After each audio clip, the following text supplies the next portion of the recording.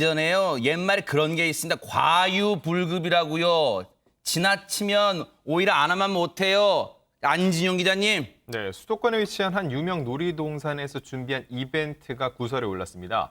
지난 18일부터 이 여름 대비 물총 놀이를 준비를 하고 있는데 어떤 방식이냐면요. 먼저 관람객들이 30분 동안 사방에서 쏟아지는 물을 맞습니다. 그리고 공연이 끝나면 광장으로 뛰어들어서 지금 보시는 것처럼 이거예요? 10분 동안 서로 물총 싸움을 하는 건데요. 네. 이 행사에 수백 명이 참여를 한 겁니다. 게다가 1회 하루 이틀 2번 정도 진행을 하는데 딱 보시면은 아무래도 사회적 거리두기도 힘들고 이게 물이 묻으면 마스크의 효능도 떨어지잖아요. 그렇기 때문에 방역 수칙 위반 논란이 제기된 겁니다.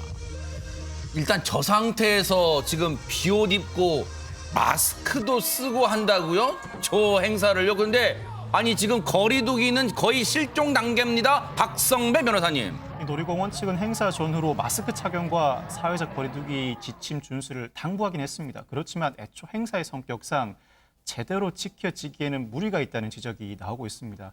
실제로 놀이공원 측이 1m 간격으로 노란 박스선을 그려서 거리두기를 유도하긴 했습니다만 제대로 지켜지지 않는 모습이었고 일부 관람객들 활동 과정에서 마스크 착용이 불편했던지 턱 아래로 내리는 모습도 상당히 많이 포착됐습니다.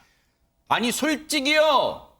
지금 저 장소에 만약에 있다면요. 김유진 아나운서 물이 튀는지 침이 튀는지 모를 거 아니에요. 그러니까요. 실제로 마스크 필터가 물에 젖고 나면 비말 차단 효과는 떨어지기 마련입니다. 그렇기 때문에 어제 방역당국도 주의를 당부했는데요. 손영래 중앙사고수습본부 사회전략반장은 어제 마스크 필터가 젖으면 비말 차단 효과가 없다. 그렇죠. 그렇죠. 그리고 그렇다 보면 말을 할 때 비말이 나가면 이게 차단하지 못하는 일이 발생할 수 있는 거잖아요. 이번 사안과 관련해서 문체부와 경기도에 조사를 요청했다면서 이런 일이 반복되지 않도록 주의를 당부할 예정이라고 밝혔습니다.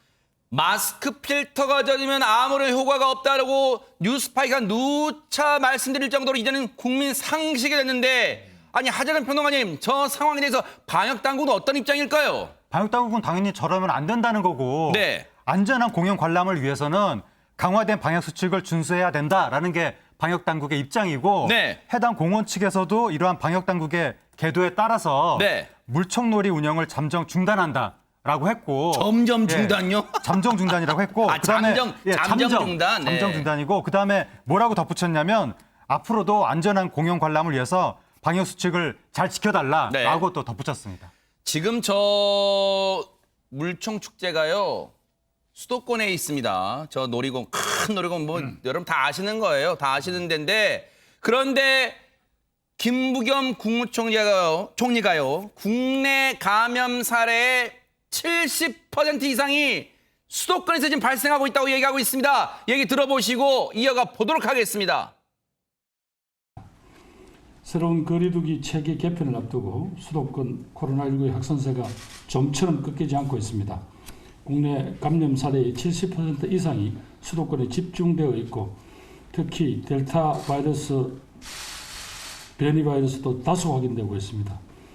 7월부터 접종을 한 번이라도 맞으신 분은 한적한 실외에서는 마스크를 벗어도 되지만 변이 바이러스 등 상황이 악화되면 언제든지 다시 마스크를 착용해야 마스크 착용을 의무화할 수밖에 없다는 것 늘 염두에 두셨으면 좋겠습니다. 7월이 내일 모레입니다. 7월 달 백신 맞으신 분들은 이제 야외에서 노마스크 가능하지만요. 그런 게 실제로 활성화하려면요. 스스로 방역 수칙 이게 잘 지켜줘야 돼요. 그런데 김복준 의원님 수도권 지역에서 방역 수칙을 위반한 사례가 또 적발되고 있다면서요, 지금? 네, 어떻게 보면 참 한심한 일인데요. 현재 수도권은 방역 2단계예요. 거리두기 2단계거든요. 2단계라고 얘기하면 결혼식이라든지 장례식 같은 경우에 행사 인원이 100명 미만입니다. 아하. 그렇게 통제가 돼 있죠. 네. 그런데 지난 26일 날 저녁 한 8시경에 서울 강남구 한강에 띄워져 있는 그 선상 카페예요. 아하. 거기에 아마 그 선상 카페를 이 회원들이 통으로 빌린 것 같습니다. 그래가지고 300명이 거기에 모여가지고 주류 음식을 섭취하면서 어떻게 보면 행사를 한 거예요. 그러니까 본격적으로 방역 위반을 한 거죠. 어떻게 보면. 네. 그래서 지금 뭐 지자체라든지 이런 데서 관심 있게 보고 뭐 고발 조치라든지 과태료 처분을 취하려고 한답니다. 네. 현장 단속에 나서니 기습적으로 단속에 나서니까요. 그때 있던 사람 중에 일부는 막 혼비백산에 도주했고요.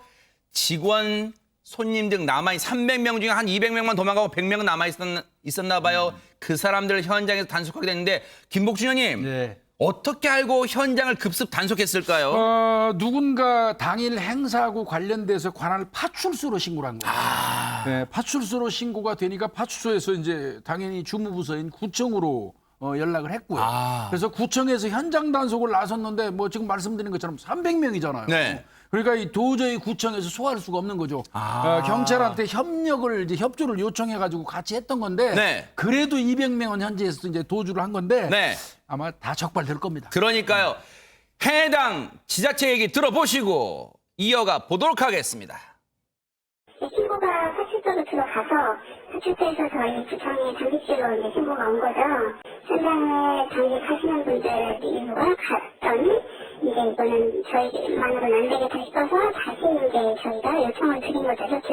경찰서에. 어떤 행사를 어떤 모임으로 주최를 했는지는 아직 파악이 안 됐어요. 왜냐하면 거기 해당 업주가 이제 비협조적이어가지고 당시에도 나라서서 확인서 작성 같은 것도 거부하고 이런 상황이어가지고 그런 얘기를 아직 해주지 않았다고 하더라고요. 그래서 방역수칙 위반으로 이제 과태료가 부과가 될 거고요.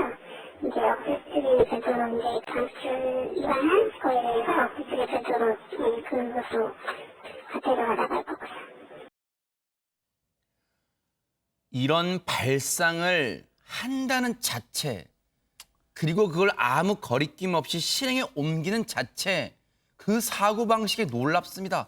어떻게 지금 이런 순간, 이런 시기에 그 선상 카페라 해봤자 얼마나 거기가 되겠어요? 거기에 300명이 다닥다닥 모여서 술 마시고 떠들고 음식 먹고, 음식을 마스크 쓴 채로 먹겠습니까? 다 내리고 술 마시고 얘기하고 침 튀기고 다 거리두기 안 하고 그랬을 거 아닙니까? 그런 상황에서 지자체가 단속 나가니까 혼비백산 도망쳐요? 잘못한 것을 알기나 아는 겁니까?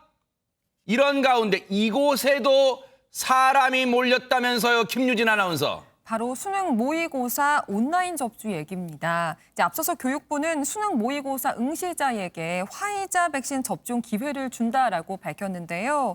그러니까 9월 모의고사 접수를 하는 사람들이 몰리면서 한 학원의 온라인 접수는 1분 만에 마감이 되기도 했다고 합니다. 어허. 보통 재수생을 포함한 졸업생 응시자들은 학원 시험장을 통해서 모의고사 원서를 접수하게 되거든요.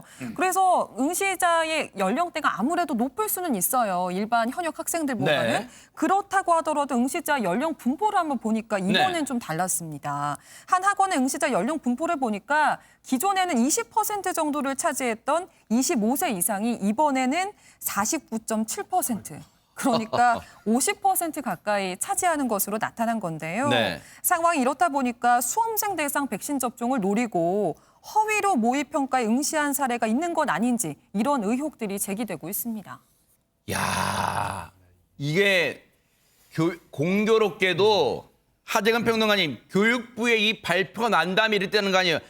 고3뿐 아니라 졸업생 응시자에게도 화이자 백신 접종기를 주겠습니다라고 하자마자 이렇게 된 거 아니에요. 그렇다고 하니까 네. 25세 이상이 50%에 가깝다고 하는 것은 우리가 수능 시험에서 일반적으로 보는 모습은 아니잖아요. 그러니까 좀 의심이 되는 것이고 네. 혹시 또 예방주사 때문에 허위로 신청한 것이 아니냐라고 많은 사람들이 또 생각할 수가 있는 것이고 진상을 밝혀야 될 것 같은데 교육부도 그와 관련해서 이번에 이 우선 접종은 방역당국이 수험생을 대상으로 특별히 진행하는 거니까 원활한 상황 관리를 위해서 실제 수험생만 지원해달라고 재삼 당부를 했거든요. 네. 이게 수험생들한테 자칫 피해가 가면 안 되기 때문에 허위 신청 같은 건 절대로 하면 안 되겠습니다. 네.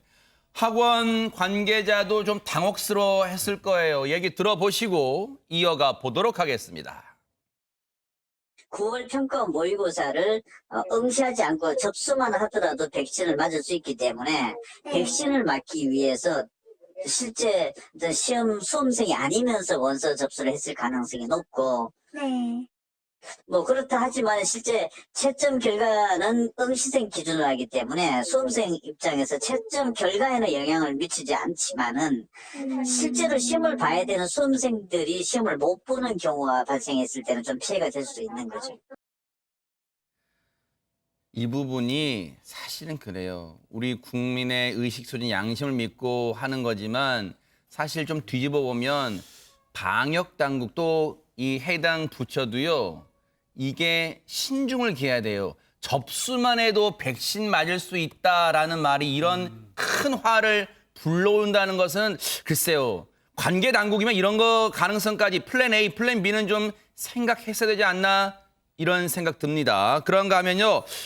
백신 접종 현황 지금 우리나라 어떻게 돼가고 있을지 궁금합니다. 이 순간에요. 김유진 아나운서. 네, 오늘 0시 기준으로 전체 인구의 29.8%가 백신 1차 접종을 마쳤습니다. 한 30% 정도가 1차 접종을 마친 셈이 되는데요. 2차 접종까지 마친 인원은 전체 국민의 9.3%로 나타났습니다. 네. 백신 종류별로 살펴보면 접종 대상자로 봤을 때 아스트라제네카는 83%, 화이자는 86.8%, 얀센은 96.4%가 접종을 마친 것으로 나타나고 있습니다. 네. 근데 이 가운데 사실 하재근 평론가님 우리가 알기로는 저 아스트라제네카 뭐 줄여서 아제라고 하더라고요. 아제, 화이자, 얀센 중에 사람들이 선호하는 게 있다면서요. 이 얀센 백신이 왜 그런 거예요? 한 번만 맞는다고 그래가지고 저도 개인적으로 백신을 맞는다면 얀센을 맞으면 좋겠다고. 물론 이제 개인이 선택할 수는 속으로 없지만. 생각하고 있었는데 네네, 작은 그렇죠. 바람이었는데. 근데 이제 한 번만 맞으면 된다는 이야기가 있었는데 근데 지금 미국에서 나오고 있는 이야기가 네. 한 번만 맞는 건 부족한 거 아니냐 그런 이야기가 나오고 마이클 린 스탠퍼드 대학 교수가 뭐라고 그랬냐면 네. 얀센 백신 접종자의 예방 효과가 2번을 맞은 다른 백신 접종자들보다 낮다는 것은 의심의 여지가 없다. 이렇게도 이야기가 나왔습니다. 아니 이건 안지준 기자님 이게 무슨 뒤통수 치는 소리입니까? 네, 이렇게 백신을 맞고도 감염되는 사례가 나올 수 있다는 얘기인데 이걸 돌파 감염이라고 하거든요. 실제로 이 경고대로 얀센 백신을 맞고 돌파 감염된 사례가 나왔습니다. 게다가 그 주인공이 유명 아이돌 그룹이죠. 인피니티 출신 김성규이기 때문에 더욱더 많은 이들이 불안감을 갖고 있는데요. 국내에서 그 사례 나왔다고 국내에서요? 네, 맞습니다. 김성규 같은 경우는 지난 12일 얀센 백신을 접종을 했는데요. 25일 코로나 검사를 한 결과 26일 확진, 양성 판정을 받았습니다. 결국 모든 활동을 중단을 하고 지금은 방역 당국의 지침을 따를 예정이라고 하고요. 동선이 겹치거나 접촉이 있었던 스태프들도 결과는 별도로 자가격리할 예정이라고 전했습니다. 야, 아니 근데 박성배 변호사님 얀센 같은 경우는 최근에 이 대한민국 군대 다녀오신 남성 여성 이 예비역들한테 얀센 막 놔줘 그랬잖아요. 그렇습니다. 그럼에도 이러한 불안감이 확산되고 있는데 이 불안감은 미국도 마찬가지인 것 같습니다. 미국 의료계에서 얀센 백신 접종자에 대한 부스터샷 접종이 필요하다는 주장이 나오고 있습니다. 이 부스터샷은 백신 접종의 효능을 끌어올리기 위해서 추가로 접종하는 행위를 일컫는데 한마디로 한 번 더 맞아야 한다는 겁니다. 이 델타 변이가 미국을 빠르게 지배하고 있는 상황에서 백신 접종을 1회만 한다? 걱정스럽다는 반응이 나오고 있고 이 얀센 백신을 맞은 뒤에 파더나 모더나 백신을 추가 접종하면 예방 효과를 높일 수 있다는 지적이 잇따르고 있습니다. 야, 어쨌든요. 이 상황을 보면 뭐든지 100% 완벽한 건 없는 것 같아요. 왜냐면요. 백신을 접종하고도 앞서 말씀드린 것처럼 돌파 감염 사례가 지금 왕왕 나오고 있습니다. 그렇다면 우리가 앞으로도 어떻게 해야 될까요? 답은 뻔합니다.